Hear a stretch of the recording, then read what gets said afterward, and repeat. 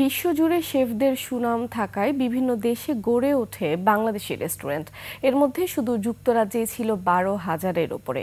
কিন্তু দক্ষ শেফের অভাবে বন্ধ হচ্ছে বাংলাদেশি রেস্টুরেন্টগুলো। যুক্তরাজ্য ঘুরে এসে প্রতিনিধি বিকুল চক্রবর্তীর তথ্য ছবিতে ডেস্ক রিপোর্ট।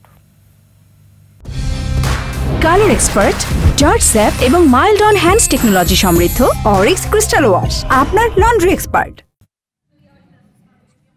লন্ডন সহ যুক্তরাজ্যের 4টি অঙ্গরাজ্যে একসময় বাংলাদেশের মালিকানা 12,000-এর উপরে রেস্টুরেন্ট ছিল।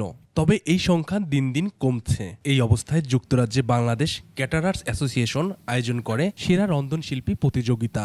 দক্ষ শেফ এবং কর্মচারীর অভাবে এই শিল্প ধীরে ধীরে বিলুপ্ত হয়ে যাচ্ছে। যুক্তরাজ্যে hammer Smith and Fulham college প্রাঙ্গণে এই প্রতিযোগিতায় অংশ নেন শতাধিক রন্ধনশিল্পী। ভালো শেফ যদি আমরা পাই তাহলে আমার এই ক্যাটারিং বিজনেসটা আরো সামনের দিকে এগিয়ে যাবে। This is my first time being in a competition with so many talented chefs. তারা তৈরি করেন ভারী রকমের বাঙালিয়ানা খাবার, যেখান থেকে বাছাই করা হয় 10 জনকে। তাদের মধ্যে একজন পাবেন সেরা রন্ধনশিল্পী পুরস্কার। যেখান থেকে আমরা ভালো যারা আছে শেফ তারা আমরা সিলেক্ট। এখানে অনেক ইয়াং শেফ আছে, ওমেন শেফ আছে, যেটা আমরা বিশ্বের থেকে তাদেরকে প্রমোট করার জন্য আমরা এই কম্পিটিশনে নিয়ে এসেছি।